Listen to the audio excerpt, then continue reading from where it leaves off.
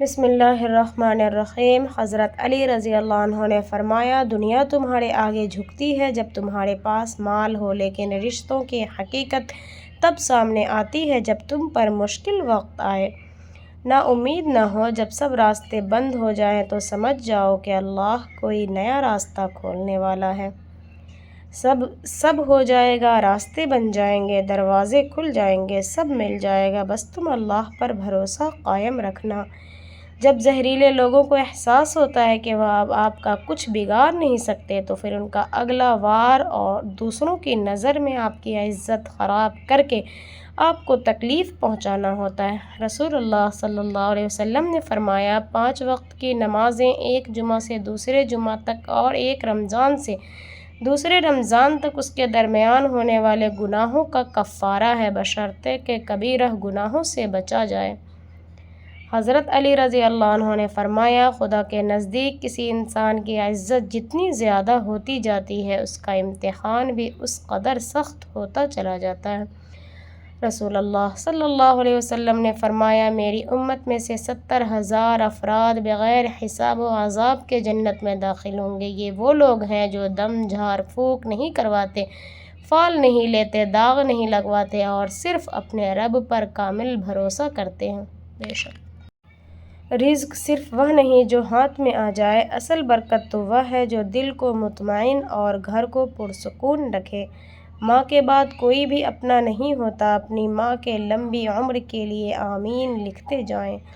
کسی بھی ایسی سوچ کو مت چھوڑیں کہ یہ ناممکن ہے، اللہ پاک کے لیے کچھ بھی ناممکن نہیں ہے۔ صبر اور امید رکھیں، ایک رب ہی ہے جس سے جتنی جھک کر محبت کی جائے وہ اتنی ہی بلندی نصیب فرماتا ہے۔ بے شک یا اللہ، ہمیں ماں باپ کے بغیر جینا نہیں آتا، اپنے کرم سے انہیں صحت والی لمبی عمر عطا فرما، آمین۔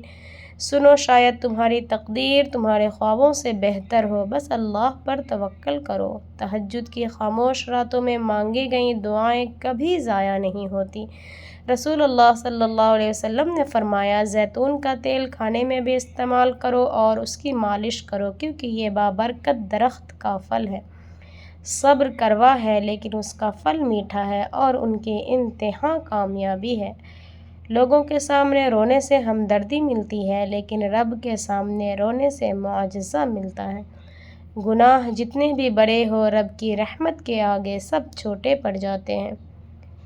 رسول اللہ صلی اللہ علیہ وسلم نے فرمایا، سجدے کی حالت میں بندہ اپنے رب سے سب سے زیادہ قریب ہوتا ہے، لہٰذا سجدے میں بہت زیادہ دعا کیا کرو۔ دنیا کو تم سے کوئی مطلب نہیں، یہ سچ جتنی جلدی سمجھ لو اتنا اچھا ہے۔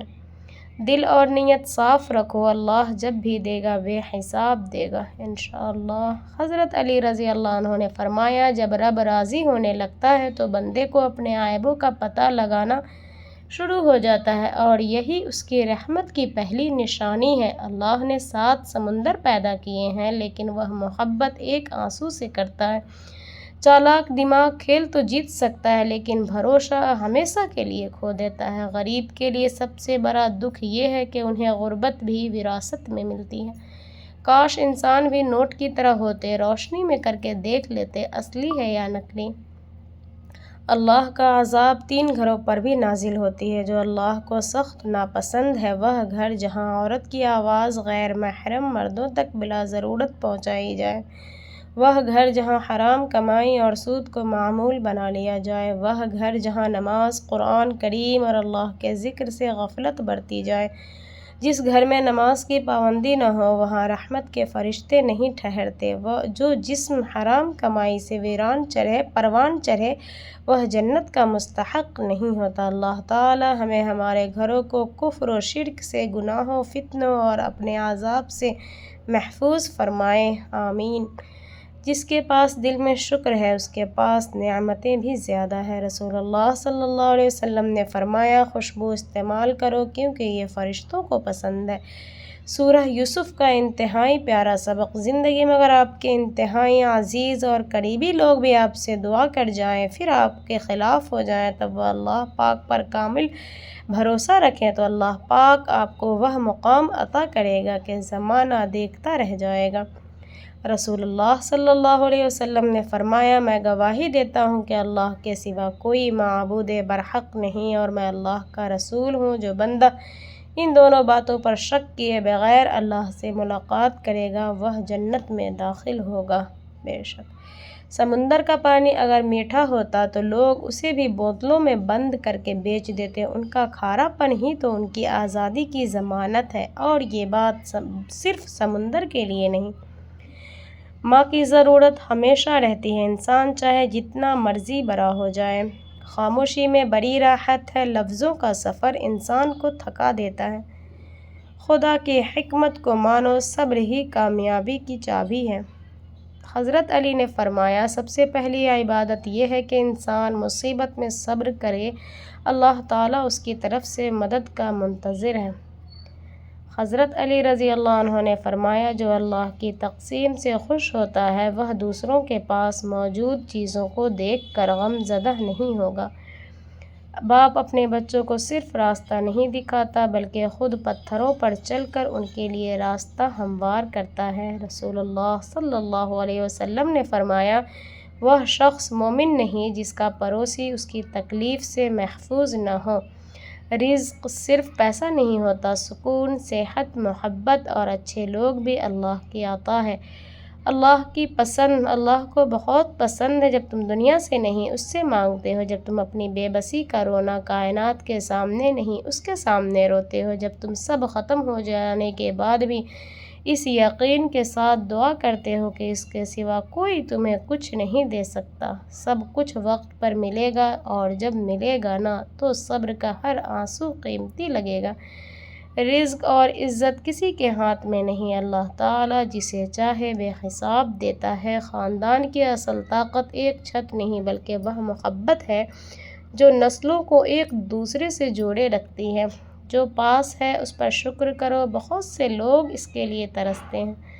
رسول اللہ صلی اللہ علیہ وسلم نے فرمایا، ہر مسلمان پر اللہ تعالیٰ کا حق ہے کہ وہ ہر 7 دنوں میں کم سے کم ایک بار نہائے اور اپنا سر اور اپنا جسم دھوئے۔ رسول اللہ صلی اللہ علیہ وسلم نے فرمایا، خوش ہو جاؤ جس نے 5 نمازیں پڑھی اور کبیرہ گناہوں سے اجتناب کیا، وہ جنت کے جس دروازے سے چاہے گا داخل ہو جائے گا۔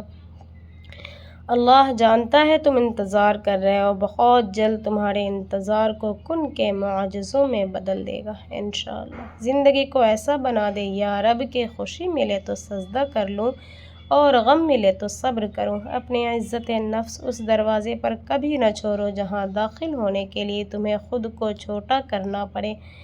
یا رب تیرے سجدوں میں سر رکھ کر میں اپنے غموں سے جیت جاتی ہوں۔ کبھی بھی انسان پر اس سے برا وقت نہیں آ سکتا کہ اس کا دعا پر سے اعتبار اٹھ جائے، اور کسی بھی انسان کے لیے اس سے بڑی کوئی اذیت نہیں جب اس کا دعا کرنے کا دل نہ کرے، بس اس دن انسان چلتی پھرتی لاش بن جاتا ہے۔ لوگ رشتے اس لیے نہیں نبھا رہے ہیں کہ وہ سچے ہیں بلکہ اس لیے کہ کبھی ضرورت پڑ سکتی ہے۔ جو چیز تمہارے مقدر میں لکھی جا چکی ہے وہ تم تک پہنچ کر رہے گی، چاہے وہ خوشی ہو یا آنسو۔ اس لیے اللہ کے ہر فیصلے پر راضی رہو اور اس کی تقدیر پر بھروسہ کرتے ہوئے مسکراتے رہو۔ رسول اللہ صلی اللہ علیہ وسلم نے فرمایا، جب کوئی شخص رکوع کرے تو 3 مرتبہ تسبیح پڑھے، کیونکہ ان کے جسم کی 333 ہڈیاں اور 333 رگیں اللہ کی تسبیح